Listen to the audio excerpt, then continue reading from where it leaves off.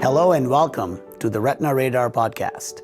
I'm Arshad Khanani, Managing Partner and Director of Clinical Research and Director of Fellowship at Sierra Eye Associates and Clinical Professor of Surgery at the University of Nevada, Reno School of Medicine in Reno, Nevada. In each episode, I'll be sharing information on the latest breakthroughs, clinical insights, and practical pearls for your everyday use. We'll hear from leading experts, explore cutting-edge research, and discuss the trends shaping our field.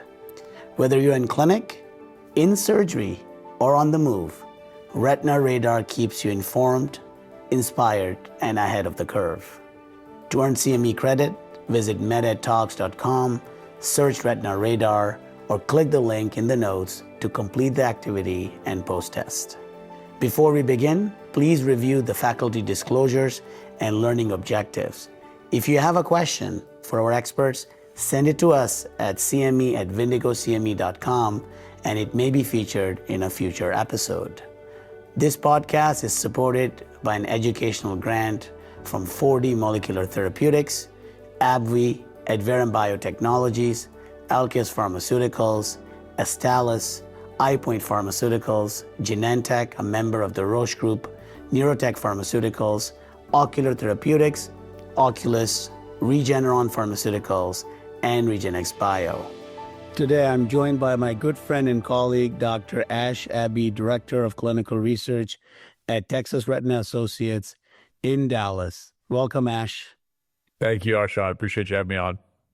I'm excited to have you today because we'll be discussing novel mechanism of actions beyond anti-VEGF that we have had available for past 20 years. But before we dive into it, Ash, I brought you here because over the last 10 years or so, you really built an amazing clinical research department in Dallas. I trained in Dallas. I did my fellowship there, and I knew how big Texas Retina Associate was. And in terms of trial productivity, it wasn't that great. And it was great to see that you joined the group. You brought your energy, your experience from your excellent training background, and now you are one of the leading sites in the country in terms of new clinical trials. So I'm very proud of what I've seen you achieve. You remember our discussions when you started early about how to get things going, how to set up a research department, how to get everybody on board. So you have done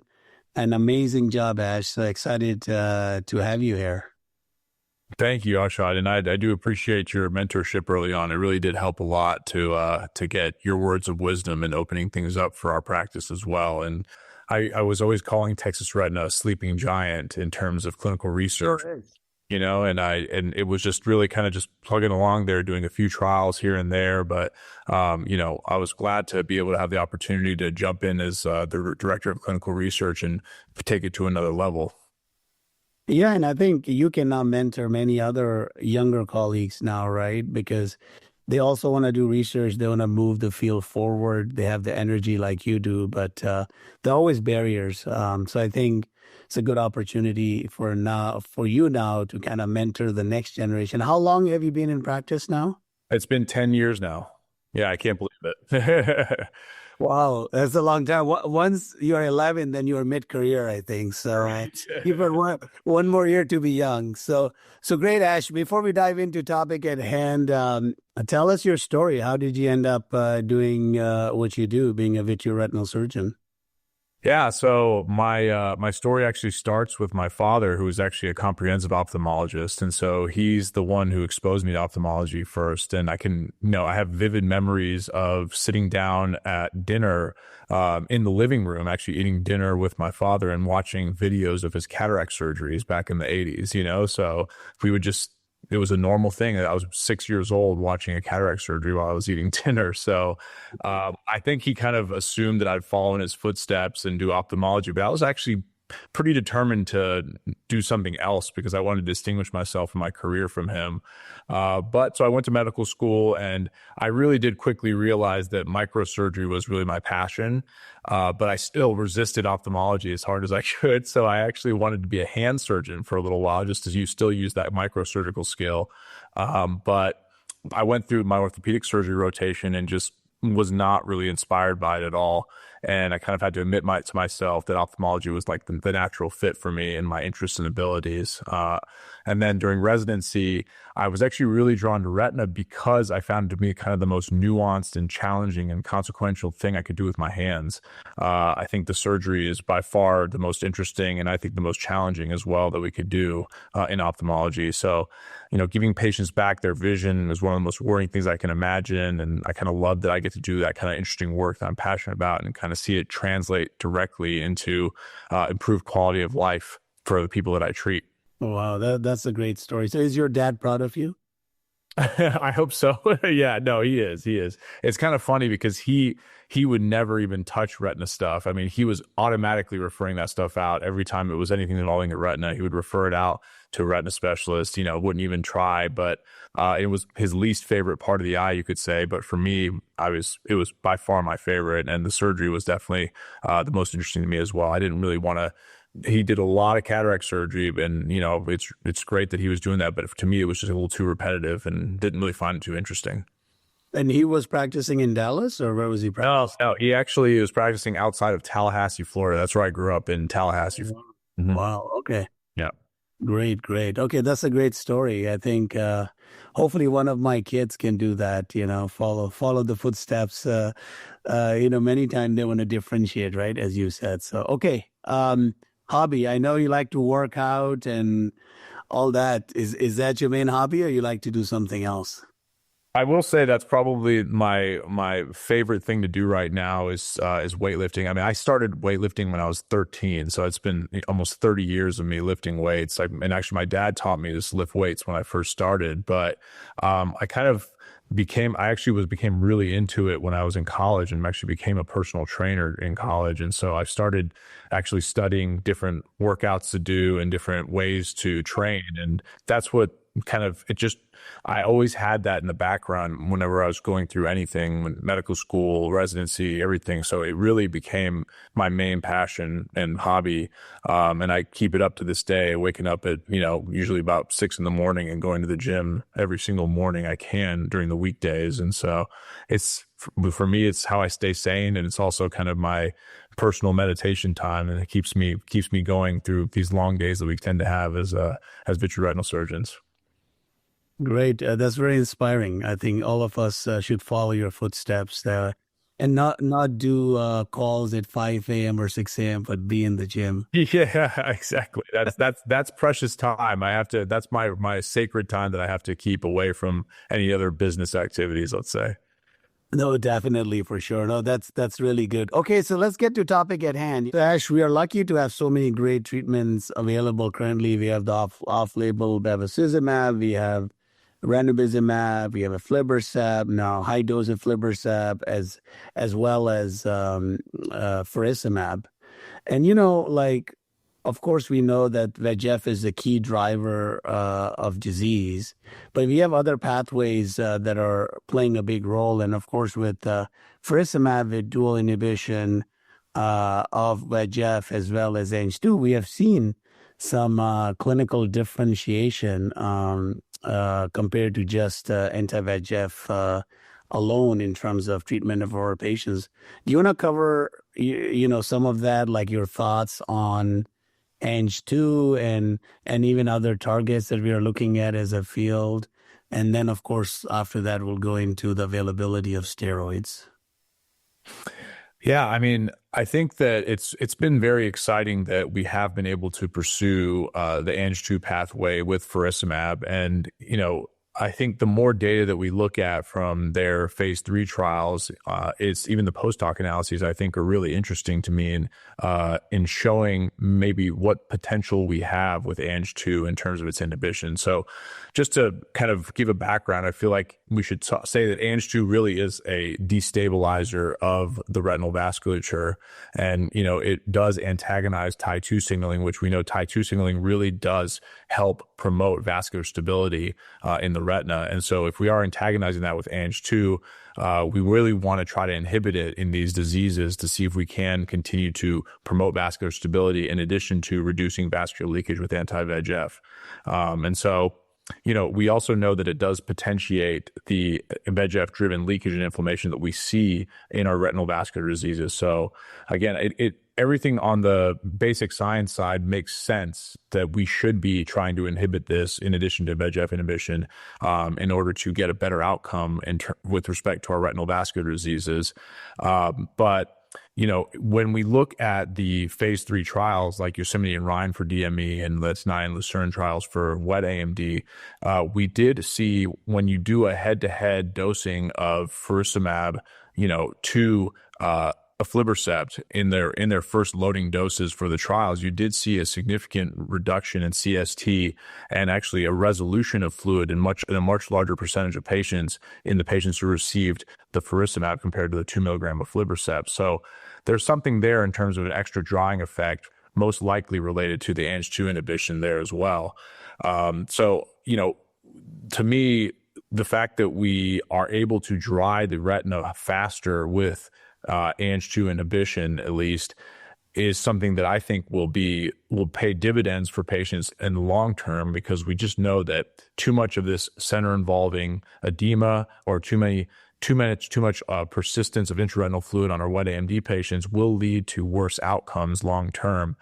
So the faster we can get them drier, the better. Not to mention the durability that can also afford us. If we are able to dry them faster, we can start doing more of a longer treat and extend protocol a little sooner, just for the sake of the patient as well, and also for our overwhelmingly busy clinics that are happening in all retina specialist offices right now. One other thing that I'd like to probably address is the macular leakage data, really focused on the comparison of angiographic leakage in the macula, and they were able to kind of measure that and see that after receiving faricimab compared to a 2 milligram of aflibercept after their loading doses at week 16, there really was about an over 50% reduction in macular leakage area in the patients who received faricimab compared to the aflibercept group. So a real tangible reduction in this or an improvement in vascular stability that led to a reduction in macular leakage on the angiogram was seen. So I think that's actually important for us to note as another way of measuring what kind of effects we're getting with Ang2 inhibition as well. And kind of it still tells us that, yeah, we're doing the right thing working on Ang2 in that pathway. And maybe we should be looking at it more with some other agents as well, which we are kind of investigating right now.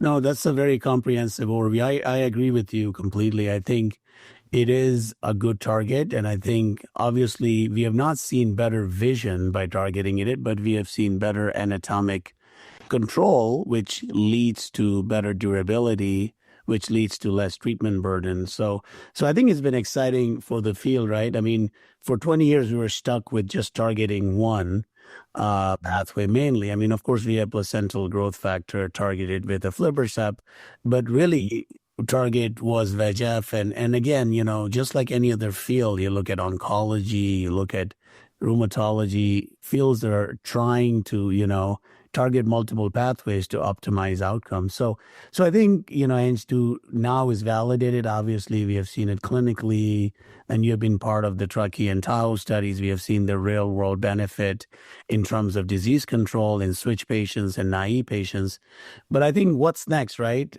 So I think next is obviously Ang2 inhibitors that are more potent together, as a bispecific. We also have another exciting target I know you're very closely involved with is IL-6 in patients with DME, where we know that IL-6 is elevated and targeting can lead to better control, maybe optimize better vision. What are your thoughts on IL-6 as a target?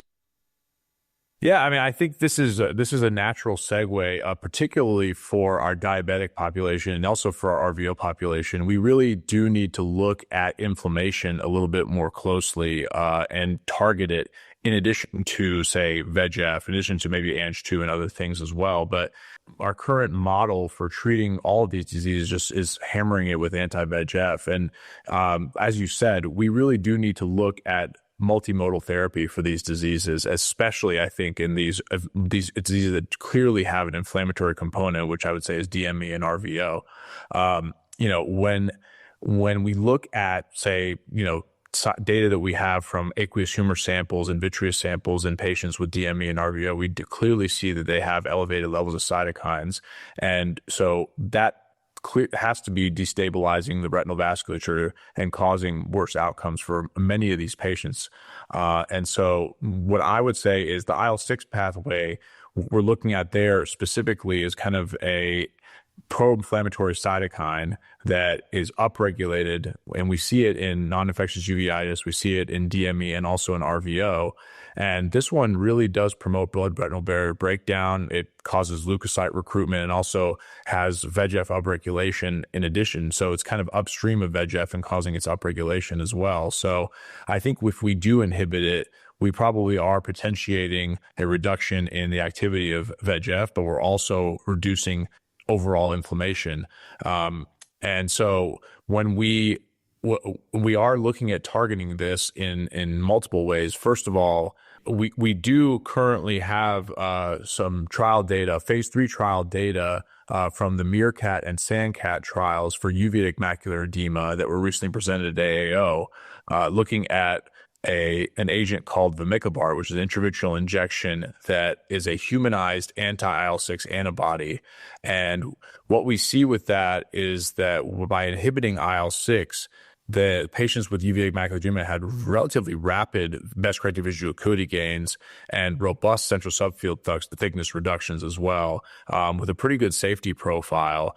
And they looked at the data all the way up to week 16 so far, and they showed a pretty significant number of patients that had a 10-letter and 15-letter increase compared to sham. So, we have good visual and anatomic outcomes being shown early on with this agent on its own, and probably without any of the real major side effects that we see with steroids like cataract and ocular hypertension. So, really promising results that are coming out right now just by inhibiting IL-6 in uveitic macular edema, and we are now looking at specifically combination therapies too that are inhibiting IL-6 with anti-VEGF as well. Multiple different agents now are out there, and they're showing early results with really significant improvements in, say, diabetic macular edema, which again, I would say we have a decent proportion of our patients who are very significantly affected by inflammation, and they're probably, based upon the data we see with non-responders, maybe 30 to 50% of patients are probably have an inflammatory component that's relatively significant in terms of causing their edema. So if IL-6 can give us significant inhibition of these inflammatory pathway without, say, the side effects that we get from steroids currently, I think it would be a major win for us in these populations. No, that's a very comprehensive overview again. I think it's exciting to see that IL-6 is becoming a validated target. Obviously, the DME trials and other trials have to read out and share more data, but to date, it appears that it is a valid target. So I'm looking forward to learning more. And I know, Ash, you have been very involved with a program that has tri-specific, where you have VEGF inhibition, Ang2, and IL-6. That seems like an exciting way to control disease.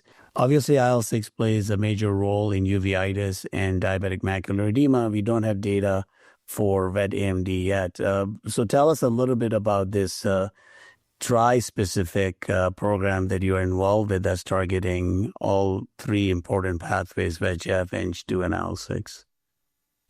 Yeah, this agent is referred to as EB105. We're currently in the phase 1 trials with it, and we've had the preliminary results have been really promising. We've seen a really immediate drying effect with our diabetic macular edema patients. These are all previously treated patients. A lot of them have been difficult, tough to treat patients that we've had, and they've had really nice responses anatomically with getting just a single injection of EB105. So I am starting to be a believer in this idea that we should be going after multiple pathways and hopefully in one agent too. I think that really is going to be much easier on us as clinicians as well. are we going to have to be putting in an anti-IL-6 injection with an anti-VEGF injection, every couple of months for our patients, or can we just do one injection which has everything in it? I mean, the convenience factor for that, as long as it's safe, would be huge for us. Personally, I don't love currently having patients who have GA and also have wet AMD. I don't like having to do 2 injections on the same day for them. It just doesn't feel right for me. It doesn't feel safe. It doesn't feel good for the patient either. I think it just causes more discomfort. And for our clinics too, I mean, if we're waiting in between them, that's an extra, 10, 15 minutes maybe that we have to spend on that patient. So it doesn't make sense in terms of our flow either. So I personally think that we do need to start doing these kind of, trivalent, pentavalent antibody therapies, getting them developed and out there so that we can, treat multiple pathways in a more convenient fashion.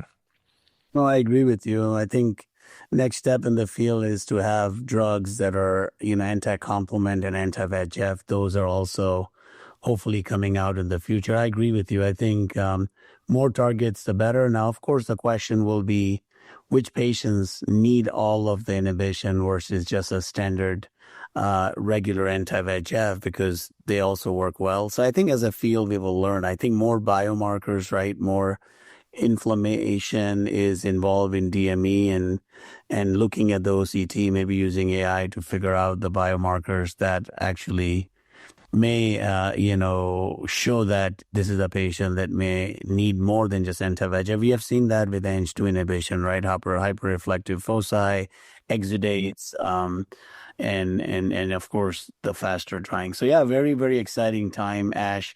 I know you've been also involved with, steroids, dexamethasone and fluocinolone in many ways, and being part of those studies. Any updates quickly from steroid perspective? Because, steroids work great also. It's just the side effect profile that you were speaking about that hinders them from being first line therapy. But any updates with some of the recent trials in steroids?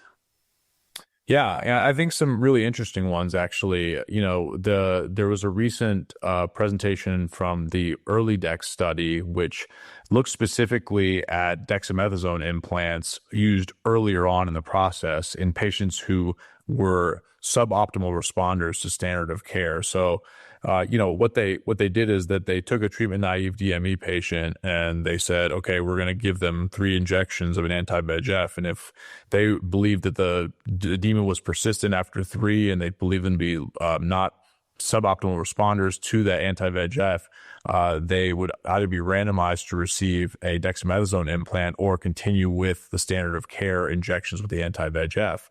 And what they found was a pretty significant and immediate effect if the patients were randomized to receive the dexamethasone implant, in terms of a significant improvement in vision and also a significant improvement in anatomy at week 4 and also at week 12. So this early DEX study, it definitely makes you think about the potential for better outcomes visually and anatomically in our patients who may be kind of plugging along with anti-VEGF and just kind of barely moving after several months of treatment.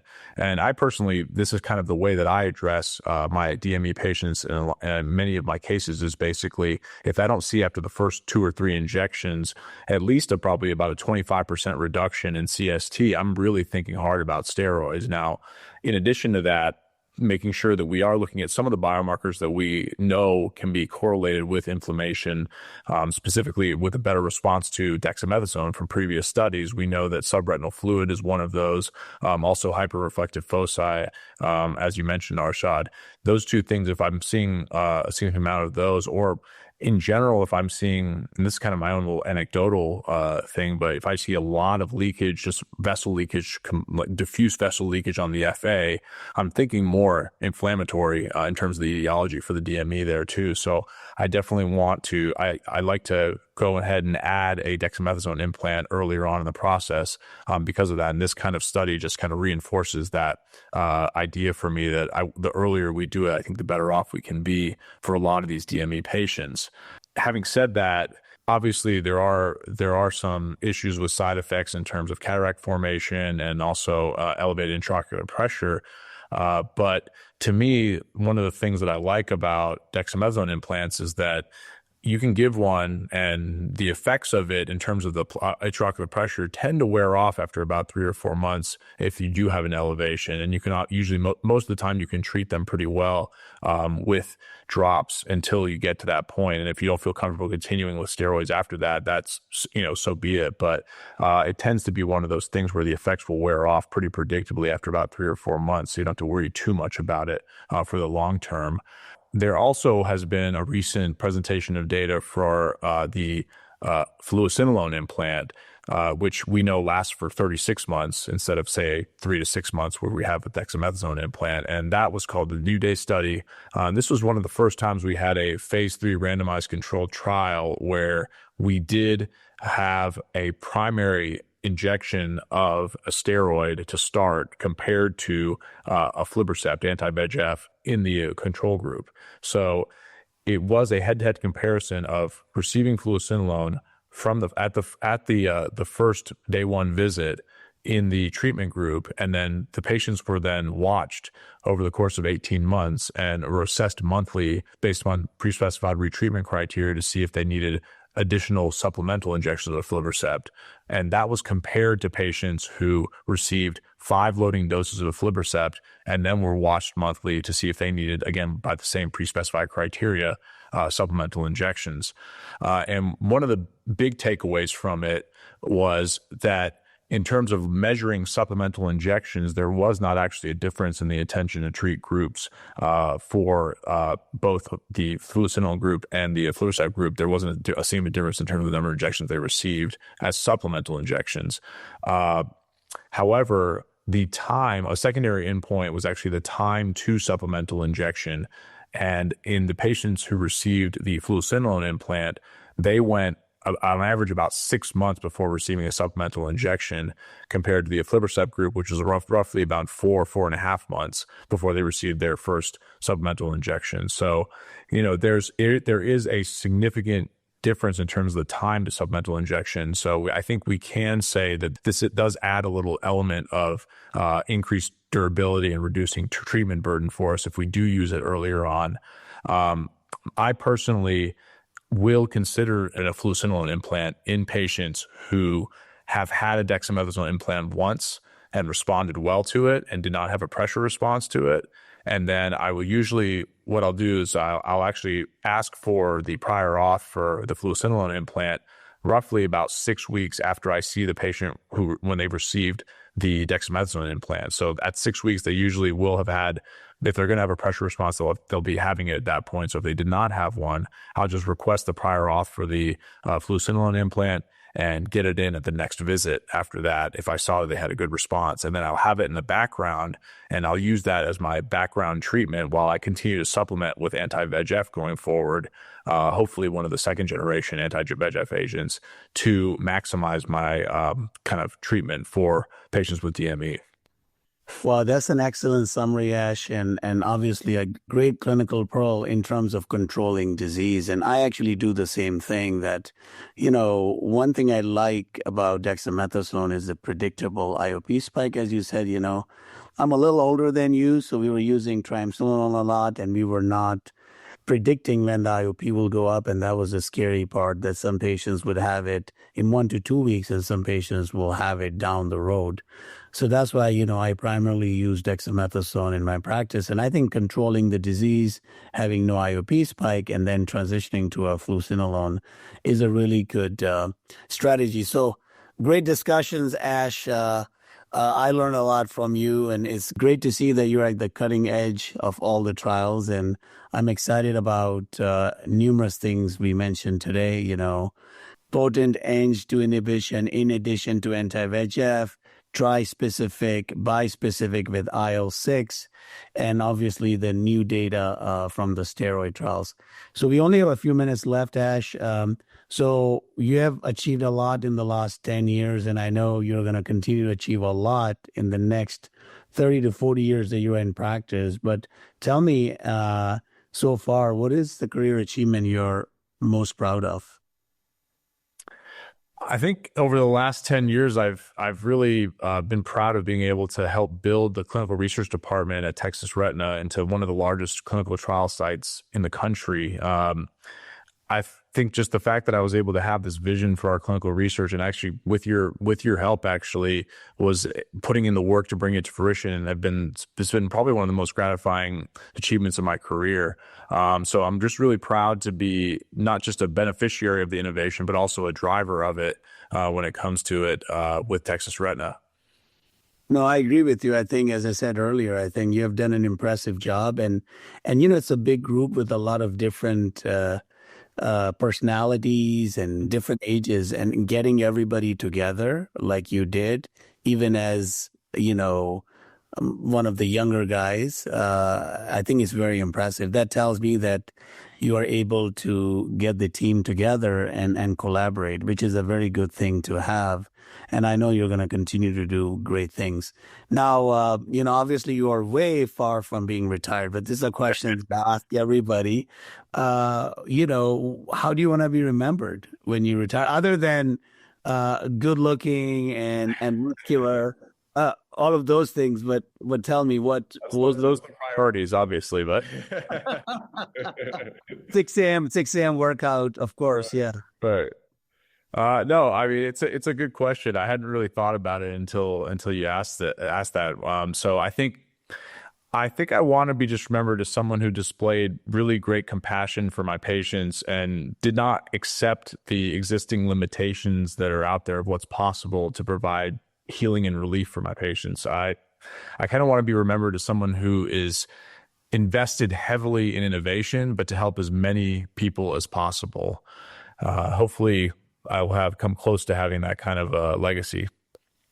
Great. That's a really good thought, and I agree. Always thinking outside the box. So, Ash, Abbey, thank you for excellent discussion, and I also want to thank the audience for listening in. Ash, thank you. Thanks, Arshad. Appreciate it. To earn CME credit, visit medittalks.com, search Retina Radar, or click the link in the notes to complete the activity and post-test. Have a question for our experts? Send it to us at cme@vindicocme.com, and it may be featured in a future episode. Stay tuned for future episodes in the Retina Radar series to keep up with the latest insights and expert discussions.